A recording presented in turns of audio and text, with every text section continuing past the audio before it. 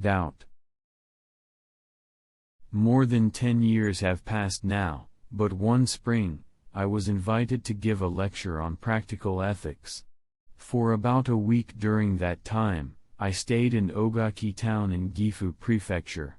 From the outset, I had grown weary of the burdensome hospitality offered by well-meaning locals in the countryside. Anticipating this, I sent a letter of request to the group of educators who had invited me, asking them to refrain from arranging any unnecessary diversions, such as welcoming parties, banquets, or sightseeing tours, unrelated to the lecture itself. Fortunately, my reputation as an eccentric must have preceded me, as the local hosts, including the mayor of Ogaki who chaired the group, were kind enough to accommodate my selfish demands.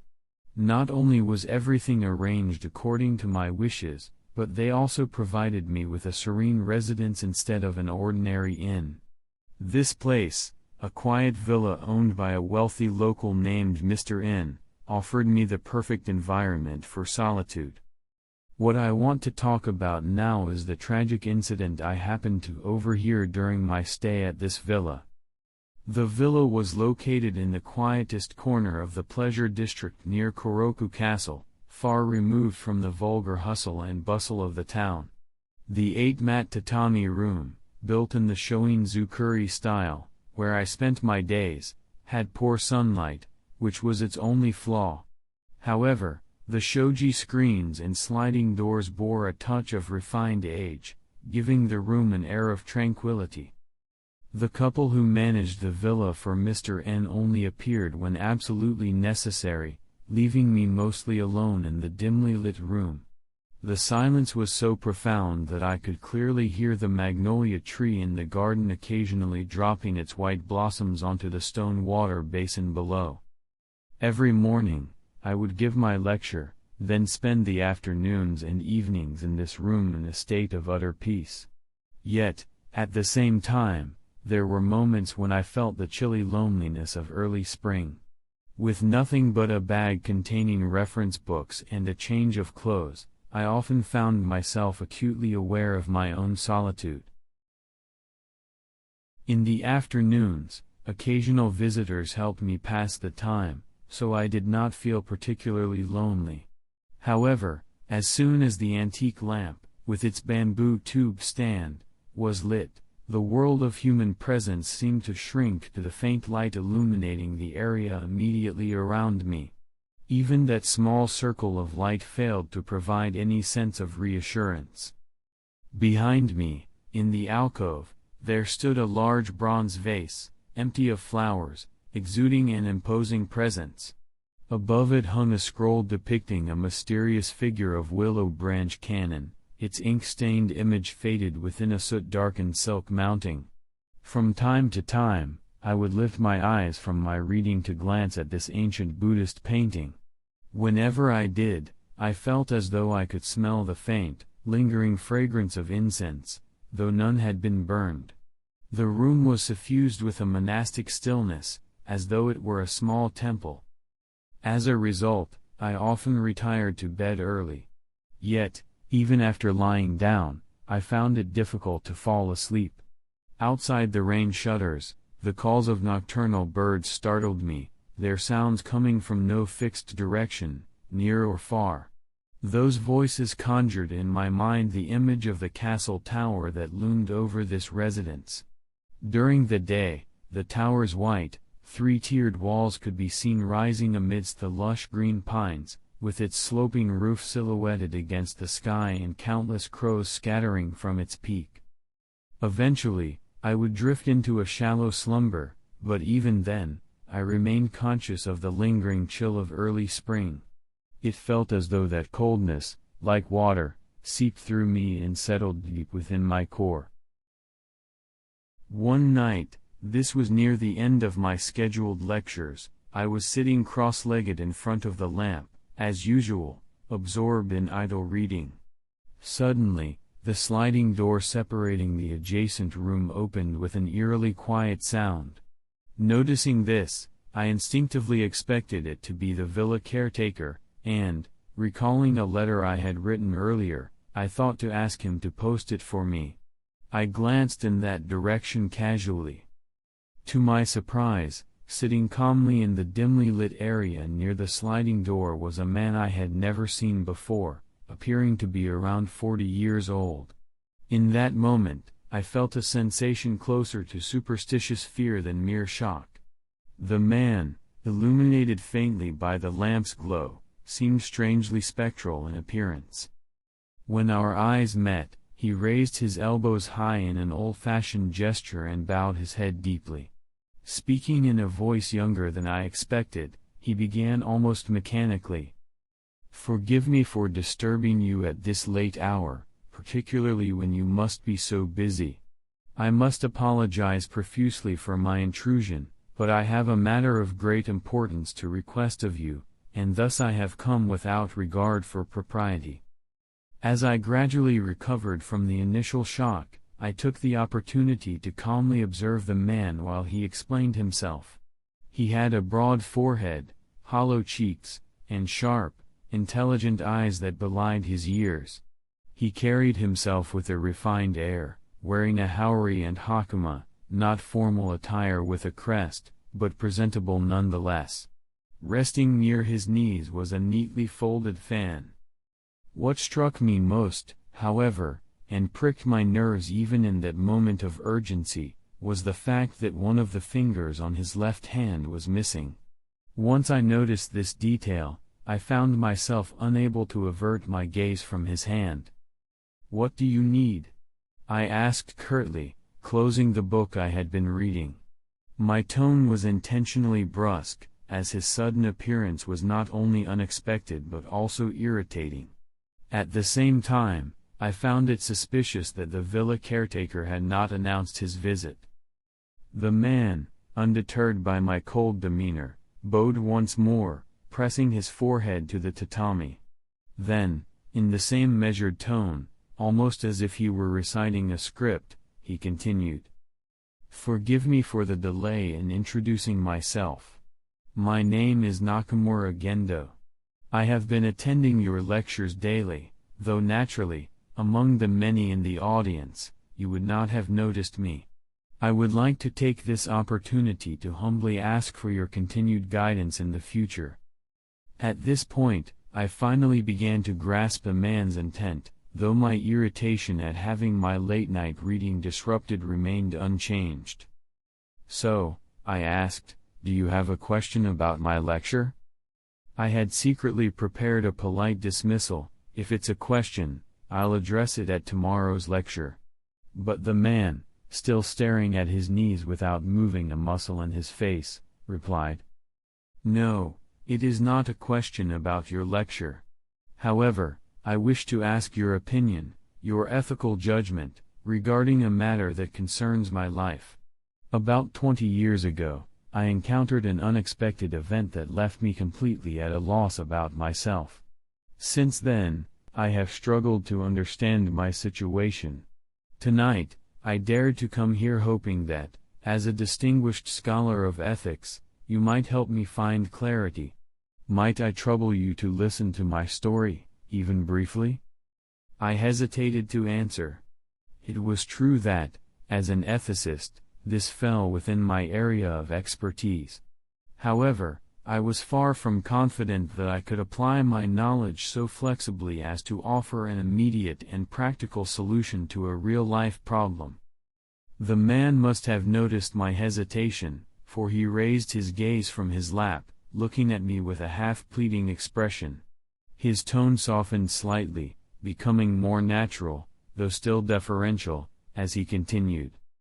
"Of course, I don't mean to insist on receiving a definitive judgment from you. But this matter has troubled me throughout my life, causing no small amount of anguish. If nothing else, I hope that by sharing my burden with someone of your stature, I might find a modicum of relief." Hearing this, I realized I couldn't refuse to listen to the story of this strange man, out of a sense of obligation if nothing else. At the same time, however, I felt an ominous foreboding and a vague sense of responsibility weighing heavily on my heart. Hoping to dispel these uneasy feelings, I deliberately adopted a casual demeanor and beckoned the man to move closer to the dimly lit lamp. "Very well," I said, "I'll listen to your story. Though I must warn you, I may not be able to offer any advice that you'll find particularly helpful." "No, just having you listen is more than enough for me," the man, who had introduced himself as Nakamura Gendo, replied. He picked up a fan from the tatami mat with his incomplete hand, occasionally casting furtive glances, not so much at me, but at the hanging scroll of the willow branch cannon in the alcove. Then, in a monotone voice, lacking much inflection and punctuated by frequent pauses, he began his story. It was in the year 1891, the 24th year of the Meiji era, Nakamura began, his voice steady but tinged with the weight of memory. "As you may know, that was the year of the Great Nobi earthquake. Since then, even this town of Ogaki has changed drastically. At that time, there were 2 elementary schools in the town, one established by the feudal lord and the other by the townspeople. I was employed at the K Elementary School, which was built by the lord himself. Having graduated at the top of my class from the prefectural normal school a few years prior, I had earned a fair amount of trust from the headmaster and others. This reputation, along with my seniority, afforded me the relatively high monthly salary of 15 yen. Today, of course, 15 yen wouldn't even sustain a meager existence, but back then, over 20 years ago, it was enough to live comfortably. Among my colleagues, I was often seen as something of an object of envy. My family consisted of just my wife and me. She was my entire world, and at the time, we had been married for only about 2 years. My wife, Sayo, was a distant relative of the headmaster. After losing her parents at a young age, she was cared for by the headmaster and his wife as if she were their own daughter until she married me. Sayo was a gentle soul, reserved, shy, and perhaps overly quiet, with a faint and almost sorrowful presence. But we were alike in our calm natures, and though there was no grand joy in our lives, we lived each day in peace. Then came the earthquake. It was October 28th, around 7 a.m., a moment I will never forget. I was at the well, using a toothpick, while my wife was in the kitchen transferring freshly cooked rice. Within moments, the house collapsed upon us. It all happened in just 1 or 2 minutes. A deafening roar, like a mighty wind, swept through, followed by a terrifying rumble of the earth. Suddenly, the house tilted and crumbled. I barely had time to gasp before the eaves came crashing down on me. For a while, I was caught in a daze, buried under the fallen structure, while the relentless waves of the earthquake's tremors shook me. Eventually, I managed to crawl out from beneath the eaves, covered in dust and debris. What met my eyes was the roof of my house, completely flattened against the ground. Even grass growing between the tiles was now pressed into the dirt. Nakamura paused, his voice faltering slightly as he recounted the scene. The weight of his story seemed to fill the room, the faint light of the lamp casting shadows that danced like specters of his past. It was in the year 1891, the 24th year of the Meiji era, Nakamura began, his voice steady but tinged with the weight of memory. "As you may know, that was the year of the Great Nobi earthquake. Since then, even this town of Ogaki has changed drastically. At that time, there were 2 elementary schools in the town, one established by the feudal lord and the other by the townspeople. I was employed at the K Elementary School, which was built by the lord himself. Having graduated at the top of my class from the prefectural normal school a few years prior, I had earned a fair amount of trust from the headmaster and others. This reputation, along with my seniority, afforded me the relatively high monthly salary of 15 yen. Today, of course, 15 yen wouldn't even sustain a meager existence, but back then, over 20 years ago, it was enough to live comfortably. Among my colleagues, I was often seen as something of an object of envy. My family consisted of just my wife and me. She was my entire world, and at the time, we had been married for only about 2 years. My wife, Sayo, was a distant relative of the headmaster. After losing her parents at a young age, she was cared for by the headmaster and his wife as if she were their own daughter until she married me. Sayo was a gentle soul, reserved, shy, and perhaps overly quiet, with a faint and almost sorrowful presence. But we were alike in our calm natures, and though there was no grand joy in our lives, we lived each day in peace. Then came the earthquake. It was October 28th, around 7 a.m., a moment I will never forget. I was at the well, using a toothpick, while my wife was in the kitchen transferring freshly cooked rice. Within moments, the house collapsed upon us. It all happened in just 1 or 2 minutes. A deafening roar, like a mighty wind, swept through, followed by a terrifying rumble of the earth. Suddenly, the house tilted and crumbled. I barely had time to gasp before the eaves came crashing down on me. For a while, I was caught in a daze, buried under the fallen structure, while the relentless waves of the earthquake's tremors shook me. Eventually, I managed to crawl out from beneath the eaves, covered in dust and debris. What met my eyes was the roof of my house, completely flattened against the ground. Even grass growing between the tiles was now pressed into the dirt. Nakamura paused, his voice faltering slightly as he recounted the scene. The weight of his story seemed to fill the room, the faint light of the lamp casting shadows that danced like specters of his past. At that moment, my emotions were a whirlwind, shock, panic, and a kind of dazed detachment all at once. I collapsed to the ground, unable to stand, my legs giving way beneath me. I sat there in a stupor, staring blankly at the chaos around me. It was like a storm-tossed sea, with roofs toppled and houses shattered. The air was filled with an overwhelming cacophony, the rumbling of the earth, the crashing of beams, the snapping of trees, the crumbling of walls. And above it all, an indistinct roar, the sound of thousands of people fleeing in terror, their cries and shouts blending into a single, unrelenting din. But that daze lasted only a moment. Soon, my eyes caught movement under the eaves across from me. It was then that I suddenly sprang to my feet, as though jolted awake from a terrible nightmare. Shouting incoherently, I rushed toward it. Under the collapsed eaves was my wife, Sayo. She was pinned beneath a heavy beam, writhing in agony. Her lower body was trapped, and she was struggling desperately to free herself. I grabbed her hands and tried to pull her out. I pushed against her shoulders, attempting to lift her, to no avail. The beam pressing down on her wouldn't budge, not even a fraction of an inch. Desperate, I began tearing away the planks of the eaves, one by one, clawing at them with frantic hands. As I did so, I kept shouting, "Hold on! Stay strong!" Though whether I was urging her or myself, I do not know. Sayo, in her pain, managed to say, "It hurts. Please, do something." But she didn't need my words of encouragement. Her face was transformed with determination, her expression almost unrecognizable in its intensity.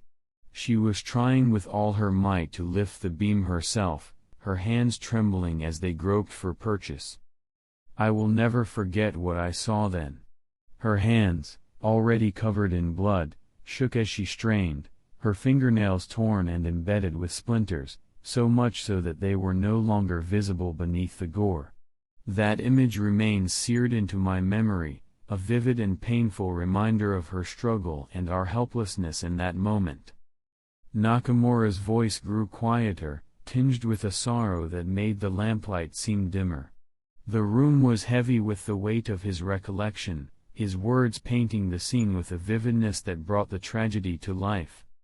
It was a long, long time ago. And then, before I knew it, I noticed thick black smoke streaming over the rooftops and suddenly blowing into my face. Just as that happened, I heard the loud sound of something exploding in the distance, and golden sparks like embers scattered into the air. In a state of delirium, I clung to my wife.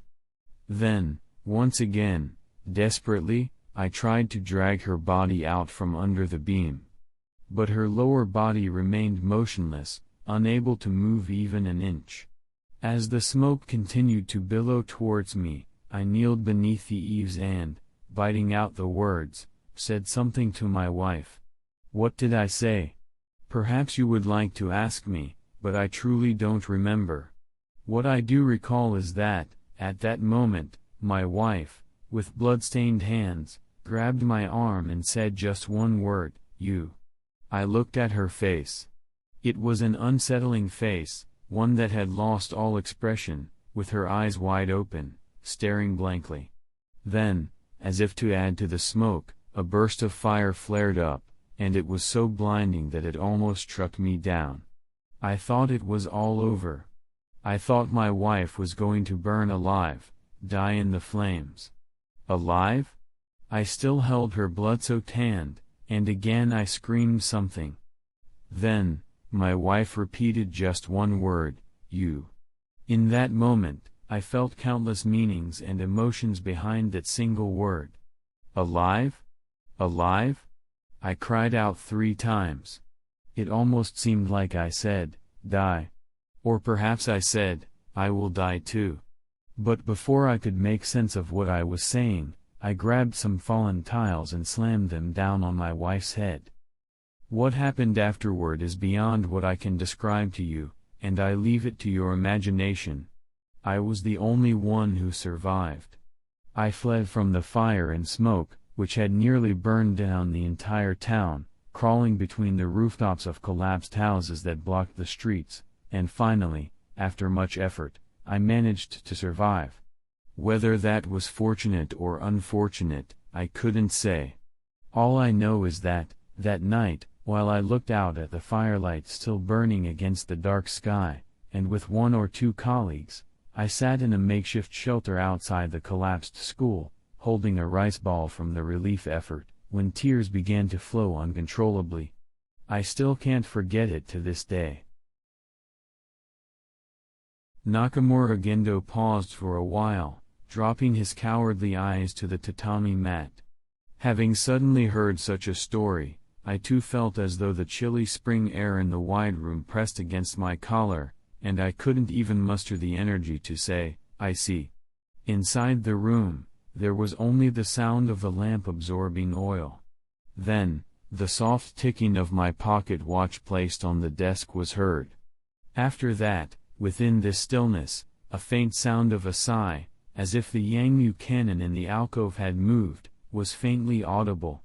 I raised my frightened eyes and watched the figure of my companion sitting dejectedly. Was it him who sighed?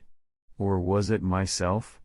Before I could resolve this doubt, Nakamura Gendo, still in a low voice, slowly resumed his story.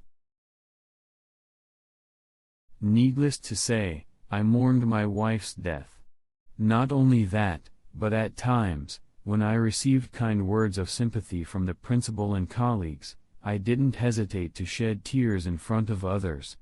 However, the one thing I could never bring myself to say was that I had killed my wife in the earthquake.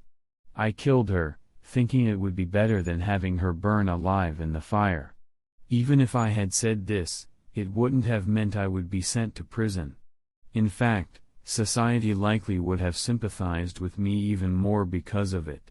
But for some reason, whenever I tried to say those words, they immediately stuck in my throat, and I couldn't speak a single word. At the time, I thought the reason for this was purely due to my cowardice. However, in reality, the cause was much deeper than simple cowardice. and I didn't understand it until a proposal for remarriage arose and I was on the verge of starting a new life. When I finally understood it, I realized that I no longer had the right to live a normal life, and I was nothing more than a pitiable mental failure. The one who brought up the idea of remarriage was the principal, who had taken care of my late wife's family. I could clearly understand that this was purely done out of concern for me. In fact, by that time, it had been more than a year since the great earthquake, and before the principal raised this issue, there had already been several attempts by others to discuss a similar proposal and gauge my response. However, when I listened to the principal's story, I was taken aback to learn that the person he had in mind as a potential match was the second daughter of the N family, who at the time was the older sister of the fourth-grade student I sometimes tutored outside of school. Of course, I initially refused. First of all, as a teacher, my status was vastly different from that of the wealthy N family, and the relationship between a tutor and a family might raise suspicions about any potential marriage. I didn't find it pleasant to have my character scrutinized in such a way. At the same time, the reason I didn't go forward with the proposal was because of the lingering memory of my late wife, whose image, though less painful now, still clung to me like the tail of a comet. However, the principal, fully understanding my feelings, explained that it would be difficult for someone of my age to continue living alone, and that this proposal for marriage was a request from the other side. He also emphasized that since he himself was taking on the role of a mediator, there was no reason for any rumors or ill opinions to arise. Additionally, he pointed out that my desire to study in Tokyo would be much more feasible once married. He patiently laid out all these reasons to persuade me. Hearing all of this, I couldn't simply refuse. The daughter in question was renowned for her beauty, and though it's somewhat embarrassing to admit, I was also tempted by the N family's wealth. After hearing the principal's repeated suggestions, I gradually softened my stance, and before long, I began to say things like, "I'll think it over, and perhaps once the year changes." Eventually, by the early summer of 1893, it was decided that we would hold the wedding ceremony in the fall. But around the time this decision was made, I began to feel strangely depressed. I became puzzled by how I lost all the energy I had once had for everything. For instance, when I went to school, I would lean against my desk in the teacher's room, absent-mindedly lost in thought, and I would often fail to hear the sound of the bell signaling the start of class. Strangely, though, I couldn't quite pinpoint what was bothering me. It was as though the gears in my mind were not fitting together properly, and behind that sense of disconnection, there seemed to be a secret, beyond my conscious awareness, that was causing me a strange unease. It was after about 2 months, more or less, when this happened. Just as the summer vacation began, one evening while I was out for a walk, I happened to glance at the storefront of a bookstore behind the Honsanji Temple Annex. There, several issues of a magazine called Fuzoku Gaho, which had become quite popular at the time, were displayed alongside other magazines like Yamatsume Kiden and Gekko Manga, all with lithographed covers. Standing in front of the store, I casually picked up one of the Fuzoku Gaho magazines. The cover depicted a house collapsing and a fire breaking out, with the large print saying, "Published November 30th, Meiji 24, October 28, Earthquake Records." Upon seeing it, my chest suddenly tightened. It felt as though someone was laughing mockingly by my ear, whispering, "That's it. That's it." In the dim light outside the store, I hurriedly peeled back the cover. The first image inside showed an entire family, young and old, crushed to death by a falling beam. Then, there was an image of the earth splitting, swallowing up women and children.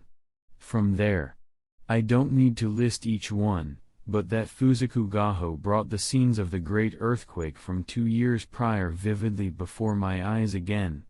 The image of the Nogawa River Bridge collapse, the destruction of the Owari Spinning Company, soldiers from the 3rd Division uncovering corpses, injured people being cared for at the Aichi Hospital, all these gruesome images kept pulling me back into the cursed memories of that time. My eyes blurred with tears. My body began to tremble. The emotion, whether pain or joy, flowed through my mind uncontrollably. Then, when the last image appeared before me, I'll never forget the shock I felt at that moment. It depicted a woman writhing in agony after being struck by a fallen beam. In the background, black smoke was rising in thick clouds, and sparks from the flames were flying in all directions. Wasn't this my wife? Wasn't this her final moment? I almost dropped the Fuzoku Gaho from my hands. I almost cried out in shock. Just at that moment, what terrified me even more was the sudden brightening around me, and the unmistakable smell of smoke that resembled a fire seemed to hit my nose. I struggled to calm myself, placing the magazine down and looking around the storefront. Just then, a young boy was lighting the lantern, and as he did, he discarded the matchstick in the street, where the smoke was still rising. Since then, I became an even more melancholic person than before. Until that point, I had only been troubled by an undefined sense of unease, but after that, a certain suspicion took root in my mind, tormenting me day and night. The question that plagued me was it truly inevitable that I killed my wife during the great earthquake? To put it more bluntly, did I kill my wife because, from the beginning, I had the intention to kill her? Wasn't the earthquake just an opportunity that fate gave me? This was the suspicion I carried. Of course, before this doubt, I answered many times with a firm no, but whatever it was that whispered that's it. That's it. At the bookstore, would mock me each time and ask, then why could you not speak out about having killed your wife? I would wince every time this thought crossed my mind. Why could I not simply have said that I killed my wife? Why had I concealed such a terrifying experience all this time? Moreover, what returned to my memory with striking clarity at that time was the dreadful truth that, deep inside, I had hated my wife, Sayo. I hesitate to speak of this shameful matter, as it may be difficult to grasp, but my wife unfortunately had a physical defect. The next 82 lines are omitted. At that point, I had believed, albeit uncertainly, that my moral feelings had ultimately triumphed. But when such a calamity as the Great Earthquake occurred, and all social restraints vanished from the earth, how could my moral feelings not have cracked as well? How could my selfishness not have flared up? At this point, I could no longer deny that I had killed my wife, not because I wanted to, but because of something deeper within me. It was inevitable that I would fall into such a melancholic state. However, I still had one narrow escape in my mind. Even if I had not killed my wife in that situation, she would undoubtedly have died in the fire. In that case, no one could say that killing her was specifically my fault. But one day, when the season was shifting from midsummer to late summer, and school had already started, the teachers were gathered around the table in the staff room, drinking tea and chatting casually. At some point, the conversation turned to the great earthquake from 2 years ago. I kept silent and listened absent-mindedly to the conversation of my colleagues, but soon the topics began to shift, from the roof of the Honganji temple falling to the collapse of the levee at Funamachi, to the streets of Taromachi splitting open. Then one teacher mentioned that the wife of a sake merchant from Nakamachi, Bingoya, had been trapped under a beam, unable to move, when the fire broke out. Fortunately, the beam had burned through, and she was able to escape with her life. When I heard this, suddenly, the world seemed to go dark, and for a while, it felt as if I couldn't breathe.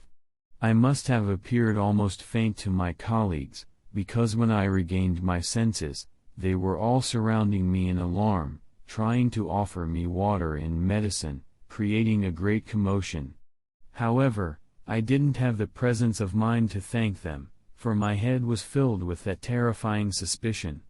Was it not true that I killed my wife to kill her? Even though she had been pinned under a beam, perhaps I killed her because I feared she might survive. If I had left her alone, just as the wife of Bingoya had survived by some chance, my wife might also have somehow survived. But I, without compassion, killed her with a blow from a tile. The pain I felt in that moment is something I can only ask the teacher to help me understand. In the midst of that pain, I made up my mind to at least end the engagement with the N family, in an attempt to cleanse myself to some extent. However, when the time came to finally proceed with the engagement, my resolution began to waver again, despite my earlier determination. After all, just before the wedding was about to take place, to suddenly announce that I wanted to break off the engagement would mean I had to reveal everything, how I had killed my wife during the great earthquake, and all the painful turmoil I had been through up until now. As a coward, when I actually reached that point, no matter how much I urged myself, I couldn't summon the courage to carry it through. I reproached myself countless times for my indecisiveness, but while I only blamed myself, I didn't take any action. Meanwhile, the late summer turned into chilly autumn, and the day of the wedding, the so-called grand occasion, was fast approaching. By this time, I had become so deeply depressed that I hardly spoke to anyone. More than one colleague had advised me to delay the wedding, and even the principal had suggested I see a doctor 3 times. But by then, I had already lost the will to care about my health, even outwardly. At the same time, I also saw the concern of my colleagues as a means to delay the wedding, using my illness as an excuse, though now I saw that as a cowardly, insincere tactic. On the other hand, the head of the N family seemed to misunderstand the cause of my melancholy, thinking it was due to living alone. He frequently insisted that I marry as soon as possible, so in October, the same month as the great earthquake 2 years ago, I finally found myself at the N family's main residence, preparing to get married. Exhausted from days of mental strain, I was escorted to the grand hall, where a gold folding screen had been set up. I, the groom, was wearing a formal suit, but I could not help but feel immense shame at the thought of what I was about to do. I felt as though I were a villain sneaking away to commit a heinous crime. No, I wasn't merely feeling like a villain, I was, in fact, someone trying to conceal the crime of murder and temporarily steal the daughter and the wealth of the N family. My face grew hot, and my chest tightened. I wished I could confess everything, every detail of how I had killed my wife, right then and there. Such thoughts roared through my head like a storm. Then, at that moment, I noticed, as though in a dream, a pair of white silk tabi shoes appearing on the tatami mats in front of me.